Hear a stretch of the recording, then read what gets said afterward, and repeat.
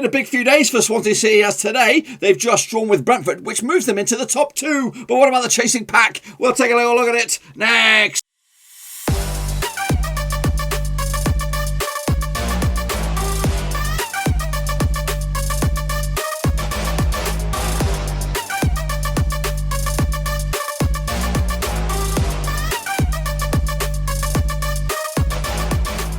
That's right, folks, back to give it another prediction show today. We're taking a look at match number 27, maybe, out the old championship, and we'll get to that in just one second. If you're new to the channel, stop what you're doing, swallow what you're doing, and smash your subscribe button to keep me bang up to date with all things Blackburn Rovers Late Championship. Like, whoa, we go here on the Roverseas. Yes, of course, final whistles still ringing around the grounds across the championship. We'll bring you up to the latest and greatest in just a second. A big shout out to the patrons. That's right, I do appreciate the support behind the bloody scenes. Thank you so much for being there when I needed you. Of course, a big shout out, of course, to the subscribers as well. Thank you very much for subscribing to the channel. Again, if you're new, check all out the stuff down below. And again, including the link to the Patreon if you want to become the latest member of the Patreon gang. So we're going to jump into the deep end now and take a little look at how we all got on last round, in the championship. It was a bit of a weird week. Of course, it stretched all the way back to the weekend with with some matches. Because of the FA Cup, the other games were pushed, kind of scrambled over into the midweek. So we'll take a look at all of those, kicking all the way back to Stoke against Watford, which was all the way back. I can find it. Back on the 22nd of Jan. Yes, it was a 2-1 win for Watford. Troy Deeney from the penalty spot. Ismail Sarr on the score sheet. Completely forgot about him. And Stephen Fletcher on the score sheet for Stoke. But they lost. I remember the 0-0 draw myself. Not too shabby. Meanwhile, into Saturday, QPR was the only game. And it was 1-0 win for Derby. Wayne Rooney FC and Colin Kazim-Richards proving to be the bargain of the season. Scoring a couple of goals there for Derby now to show us what he's still all about. 1-0 for them. I remember the 1-0 win for QPR.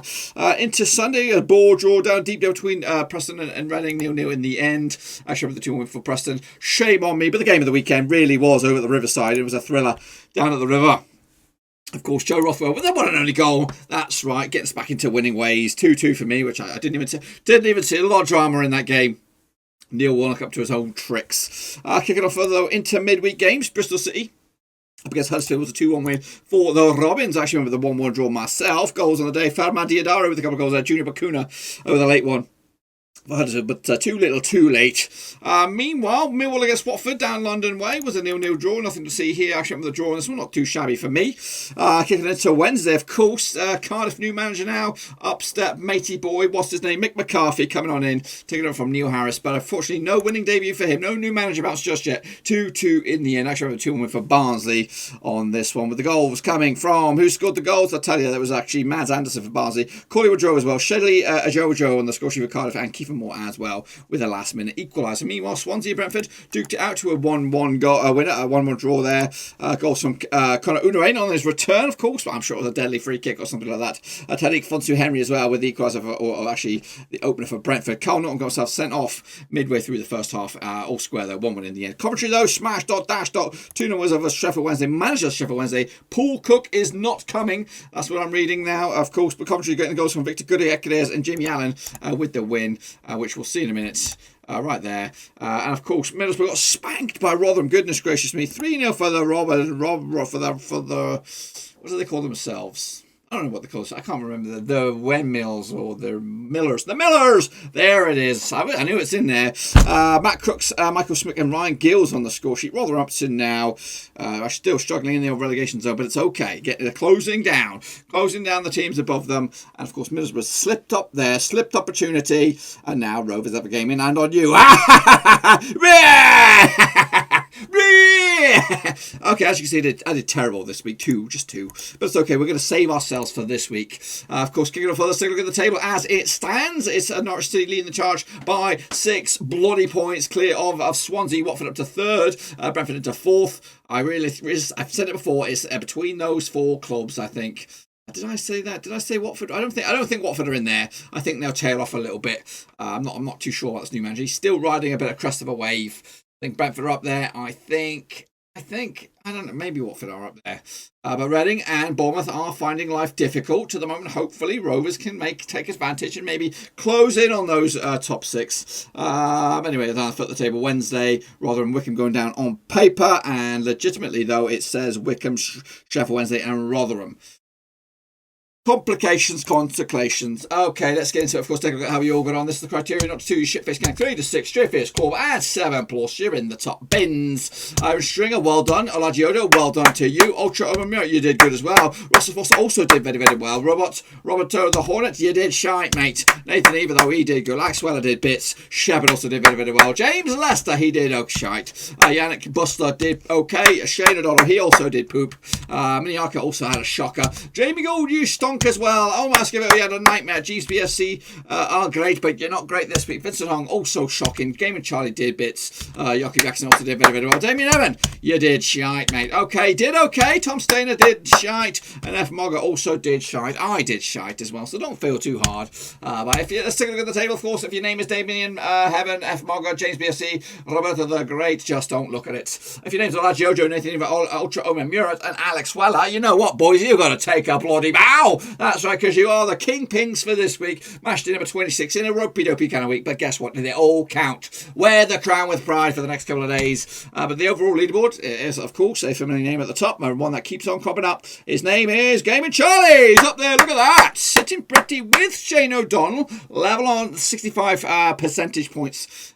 Success rate. Russell Foster is in third. He's up there as well, but there is narrow margins, which gives Game and Charlie an outright lead. Alex Weller, those not too far away either. Neither is Roberto Hollis. OK's up there as well. Vincent Hung doing bits. Yoki Jackson, Yannick Buster, and Cody Cahoe. He's been off for like a whole couple of. He's been off for like a month or so. He's still sticking around like a bad penny. No disrespect. I'm just saying. You're hanging on. You don't even have to participate. You're still in the top 10. So let's take a look at the next round of matches. Then shall we kick it all off on Friday bloody night in the battle of the 6 pointers. Battle of the top 6, really. Of course, the winner of that, these two could really cement themselves in that top 6. It'll be Reading up against Bournemouth, of course, down at the Matchday. They played each other in the past a whole bunch of times. I think it's about 18 or something like that. But over the last 6, it sees nothing for Reading, 5 for Bournemouth, and 1 bloody draw. Last time around, though, at the Matchday, it was back in 2015. It was in April. It was a 1-0 win for Bournemouth, of course, with Callum Wilson, now the Geordie on the score sheet. Of course, last time around this season, of course, they played each other back at the Vitality down in Bournemouth back in November. It was a 4-2 win for Bournemouth, 6-goal thriller. Solanke with a couple of goals, Groenveld,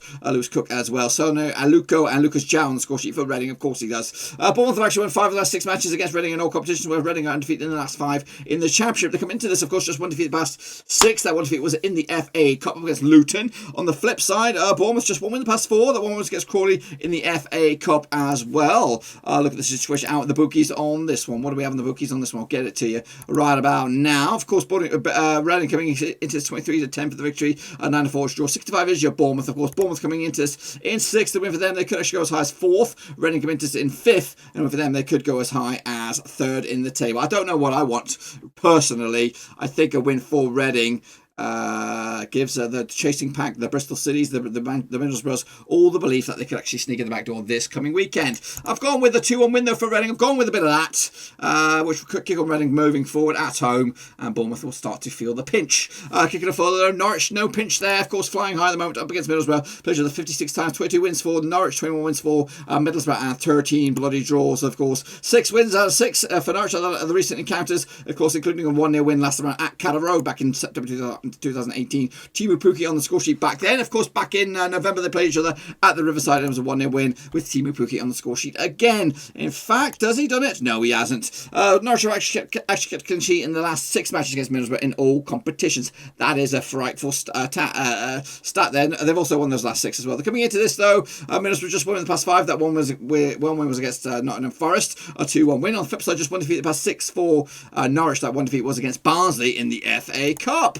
While we were, look at the situation in the bookies on this one. 11 to 10 for Norwich, 5 to 2 is draws, 3 to 1 is your away win. Of course, Middlesbrough look wobbly in a win for them, though. They could go as high as, believe it or not, 6th in the table. Of course, Norwich are top of the pops, and no matter what goes on, they'll be top of the bloody pops. That's right. So they'll get the win on this one as well with a 2-0 win and another clean sheet. Kicking off forward down at the St Andrews. It's home versus away and away versus home. It is, of course, Birmingham against Coventry. Played each other in the past 58 times, 23 wins for Birmingham, 17 wins for Coventry, and 18 bloody draws. Let's say the winner of this takes over St Andrews ground for keeps. Let's put St Andrews on the line. It's like a championship belt. It's going on the line. It's, of course, the home team versus the away team, and the away team versus the home team. Of course, the last 6 encounters, though, 2 wins for Birmingham, 1 win for Coventry, and 3 bloody draws last time around. Oh, my goodness gracious. Last time played each other in the league in Birmingham when they were the home side. was back in 2008, 2011. It was in August. It was a 1-0 win for the Brum, of course. Keith Farhey on the score sheet. However, they played each other at the St Andrews as Coventry as were the hosts this November, just gone. It was a 0-0 draw, of course. Heading into this, though, Birmingham actually lost their last 6 matches at home. They've also failed to score 5 of the last 7 matches at home as well. Coventry coming into this, just 2 wins in the past 6 games as well. 1 win in the past 6 for Birmingham. The 1 was against Middlesbrough, the Karanka derby, but of course Coventry coming into this on the back of a win against Sheffield Wednesday.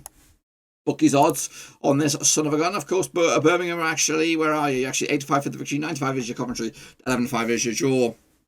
Coventry coming into this in 17th, and a win for them. They could go, I think, up as high as 14th. Birmingham coming into this in 19th, and win for them. They could actually go above Coventry into 17th, of course, and St Andrews as well. I'm going with the 1-0 for Birmingham on this one to nick it at home. Next up is the game of the weekend. And of course, we should have a watch along on this bad boy. So if you're stuck for company on Saturday, come back around. We'll keep you up to date with all the other games that are going on the on the Saturday, of course. Let's get into it. Of course, Rovers taking on Luton Town. We don't like playing them. Played each other 42 times in the past. 12 wins for Rovers, 17 wins for Luton, and 6 bloody draws. But the last 4 sees just 1 win for Rovers, 2 for Luton, and 1 draw. That 1 win for Rovers was all the way back in 2007 at Kenilworth Road in the FA Cup. The past 3 encounters over the past couple of seasons have yet to yield a win for Rovers. Of course, we played each other at Ewood Park last season with a 2-1 win for Luton. It was a shitty game, of course. James Collins, Matty Pearson on score sheet. Lewis Travis getting the 1-0 goal there. We've also already played each other at Kenilworth Road this season. It was a 1-1 draw, of course. Luke Perry and Sam G on the score sheet for Rovers. Heading into this, Blackburn actually just 1 win in, just 1 defeat in the past 4 games. That's good. We've turned a corner. On the flip side, just 1 defeat in the past 4 games for Luton. Scrap that, 1 win in the past 4 games for Luton. That 1 win was against Bournemouth, of course, on the road as well. So they might be up for the scalps. Of course, heading into this one, Rovers 65 on for the victory. 7-2 is your Luton. 5-2 is your away. When Luton come into this in 13th, and for them, they could go as high as 10th. That is where Rovers are sitting. And a win for Rovers in 10th, we could go all the way up to 7th in the bloody league. That would be the next best things outside the playoffs, and I'll take that all day long. I've gone big as well with another goal scoring fantastic with a 3-0 win in the end to take the 3 points. Next up we have, of course, the Neil Harris derby. It's, of course, Cardiff up against Millwall. Played each other 55 times in the past. 13 wins for Cardiff, 16 wins for Millwall, and 26 draws, of course. But the last 6 draws out of 6. They cannot be separated. Of course, last time around in Wales was a 1-1 draw back in December 2019. Goal scorers on the day, Aidan Flint, Jed Wallace for Millwall. Of course, they played each other at the Den back in November, and it was a draw as well. Kiefer Moore for Cardiff, Matt Smith for Millwall, of course. Heading into this, Cardiff actually scored at least 2 goals in 7 last 8 matches. They're coming into this, though, without a win in at least 6, losing 5 of the past 6, and the only positive was the draw under Mick McCarthy, though, this time around. 1 win in the past 5 games for Millwall. That one was against Huddersfield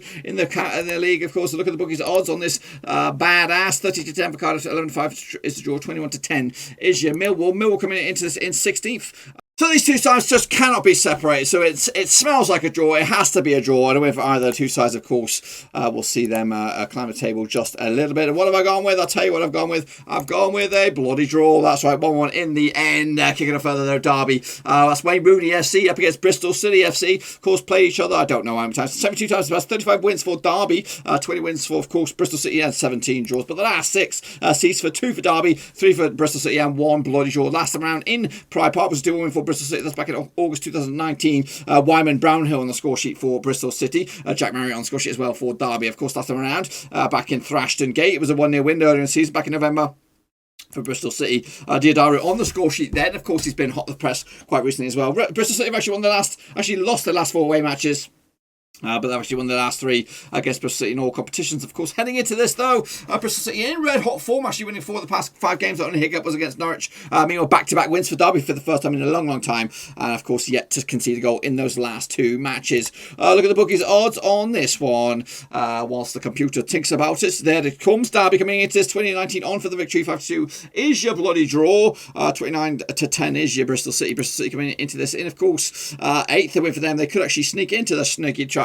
Top 6 there, and of course for Derby down 21st spot win for them. They could go as high as 18th in the bloody league. I've gone with more hope than anything else. A win for Wayne Rooney and his boys. Next up we have Brentford up against Wycombe. Of course, played each other in the past 23 times, 7 wins apiece and 8 draws. Cannot be separated, of course. Last 6, so 3 for Brentford, nothing for Wycombe, and 3 bloody draws. Last time around in Brentford in the league, it was all the way back in League 1 back in 2012. 5-2 win for Brentford back in January, of course. Gary Alexander with a hat-trick team Tiamani Diangonga as well, with Sam Saunders on the score sheet, of course. I'm just gonna Google this Tiamango guy, because I don't even know that name, and it's curious. On the flip side, Brentford's goals coming from Dave Winford and Ben Stevens, or Strevens, of course. They did play each other back in, of course, Wycombe in earlier in the campaign. It was a 0-0 draw. Tiamani Diangonga, first professional plays for Morecambe. Right, as a defensive midfielder, Didio, of course. Heading into this badge, Brentford have actually drawn their last 3 matches against Wycombe in all competitions, whereas Wycombe have actually lost their last 3 on the road. Brentford, though, undefeated in the last 17 matches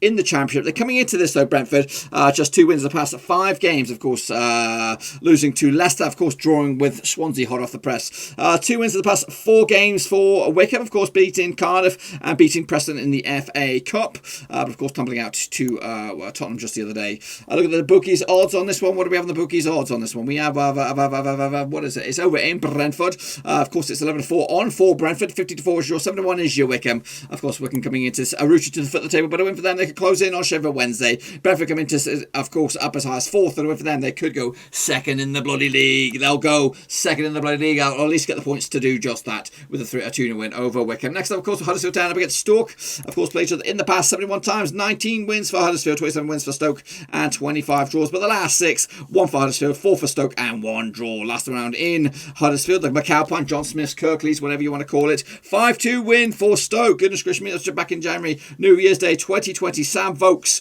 Tyrese Campbell with a couple of goals, Nick Powell and Lee Gregory, Steve Mooney and Danny Bath with a big fat OG for Huddersfield. Of course, Stoke coming into this, losing, have drawn actually their last 5 on the road. Huddersfield have actually lost their last 4, so 2 teams in ropey dopey 4 without a win, and at least 6 for Stoke. Of course, without a win, it's actually been 5 defeats on the spin for Huddersfield. They look ropey ass. I'd love to be playing them anytime soon. Look at the bookies odds on this one. What do we have on this one? We have, of course, we don't know because it's bet 3, 6, bloody 5. Of course, Huddersfield coming into in 14th, and a win for them, they could go as high as 13th. Stoke are in 9th at the moment, and a win for them, they could go as high as 7th in the bloody table. I've gone with Huddersfield to turn the corner. Of course, give me a bit of hope, more than anything, that Stoke will lose. Next up, of course, Nottingham Forest up against high-flying Barnsley. Of course, they played in the past 86 times, 31 wins for Forest, 33 wins for Barnsley, and 22 draws. But the last 6 sees 2 for Forest, 4 for Barnsley, and no draws. Last time at the City Ground was a 1-0 win for Forest back in September 2019. Ben Watson on the score sheet, of course, a couple of seasons back, or at least a season back. Of course, they played at Oakwell back in November. Of course, it was a 2-0 win for Barnsley. It's actually been 3 wins on the spin in all competitions for Barnsley, but all of them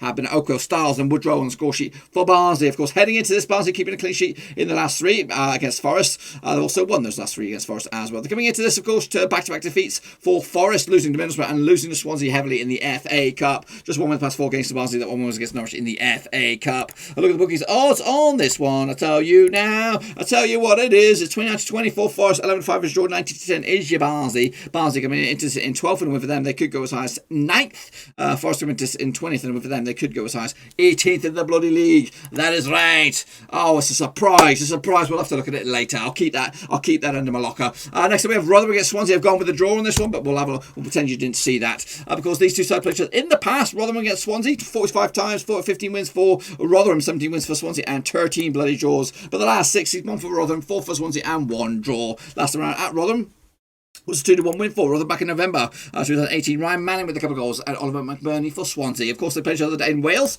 back in November. It was a 1-0 win for Swansea. Matty Grimes on the score sheet, of course, ex-Rover. Swansea undefeated in the last 6 in the Championship, heading into this, winning 4 of the past 5. They're only that other game was a draw against Brentford just the other day. Whereas Rotherham are unbeaten in the last 3, pick up 2 wins and a draw to boot. Look at the bookies odds. On this one, we have Rotherham 94 for the victory, 12-5 is draw, 23-20 is just Swansea. Swansea come into in second, and for them, they'll remain second, probably, unless Watford have a massive goal swing. As for Rotherham, they're coming into in 22nd spot, but a win for them, they could go as high as 18th in the bloody league. We've already seen it. I've gone with a 1-1 draw to keep it real. Next, of course, we have Sheffield Wednesday against Preston. They played with 107 times in the past, 41 wins for Sheffield Wednesday, 42 wins for Preston, and 24 draws. But the last 6, 2 for Wednesday, 3 for Preston, and 1 draw. Last time around at Hillsborough was a 3-1 win for Preston back in July 2020. In lockdown, Scott Sinclair, Jaden Stockley, Brad Potts on the score sheet, Jacob Murphy with a 1-0 goal for Sheffield Wednesday. Of course, they played each other in Deepdale back in November. This season was a 1-0 win for Preston as well. So 3 wins on the spin for Preston over Wednesday. Tom Barcusen on the score sheet. Josh Windass got himself red carded. Wednesday winning their last 3 home matches. Preston have actually won their last 3 against Sheffield Wednesday, keeping a clean sheet though in 5 of the last 7 matches in this season's Championship. Of course, 1 win the past 5 games for Preston. That 1 was against Birmingham. Of course, a couple of games back. On the flip side, back-to-back defeats for Wednesday. 1 in the FA Cup against Everton, and won against Coventry just yesterday. Look at the bookies' odds on this one. Wednesday, 9-5 for the victory. 3-1 to 20 is your Preston. 9-4 is your draw. Of course, North End coming into this in 11th, and for them, they could go as high as 7th in the bloody table. Wednesday, they went 23rd, and for them, could close in on 22nd, but it looked like toast at the moment. I've gone with, a 2-2. I've gone with a 2-2 in the last one. That's not enough for us. I can't believe it, but I've gone with this one, a 2-1 win for Preston North. And wrap it up. At the end, it's Watford up against QPR. Played each other 46 times past. 16 wins for Watford, 17 wins for QPR, and 13 bloody draws. That is correct. But the last, what is the last 6? I'll get it to you in a second. Of course, playing on Monday night football, which makes matters confusing for me for the next round of picks. Played each other 6 times, the last 6, 2 wins apiece, and 2 blood draws last time around. Wow. Last time they played each other at Vicarage Road was a new draw back in December 2013. Of course, last time they played each other forever was back in November. This season was a draw as well. So 2 wins apiece, 2 blood draws. Heading into this, though, Watford keeping a clean sheet in the last 3 home matches and also winning the last 3 at home. Unbeaten in the last 4 in all comps, whereas QPR winning 2 of the past 3. Their only hiccup was a defeated Wayne Mooney FC. Look at the bookies' odds on this one: 4-3 on for Watford. QPR coming into this 7-2 for the victory, 30-5 is your draw. Of course, I think that's pretty much it. Of course, a win for Watford, currently in 3rd. They could go 2nd. As for QPR, they're coming into this in 18th. I've gone with a win for myself. If they were to get the win, they could go as high as 15th in the table. They ain't going to get it, though. Watford will take it with a 2-0 win at Vicarage Road. If I'm right, which I bloody well hope so, this is what the table will look like at the end of it. Norwich leaders, 6 points clear over Watford into 2nd. Brentford, Swansea in the top 4. Reading, Bournemouth, where you were really pretty much as you were. Of course, Rovers sneaking up the table, of course, into bloody 7th. A win away from going into top 6. Game in hand over Middlesbrough and Preston as well to give themselves a bit of a cushion. As for the down foot table, Wycombe, Rotherham, and Wednesday going down as it stands. And that's pretty much the legitimate. It might be a little bit rejigged. But that's all I've got for you today. Be sure to get your picks in nice and early down below. Also check out the links as well. We're doing that in a minute. Also be sure to check out the links down below. Twitter, Twitch, Facebook, and all that kind of stuff. And if you want to become the latest member of the gang, you could also become the Patreon. Check out that link also down there. And until then, though, be sure to hit the old subscribe, smash the thumbs up, and also hit the little bell so you don't miss a beat. But can Rovers make up for lost ground and get into the vicinity of the top 6? Well, we'll have to wait and see. But until then, though, I'll see you all next time.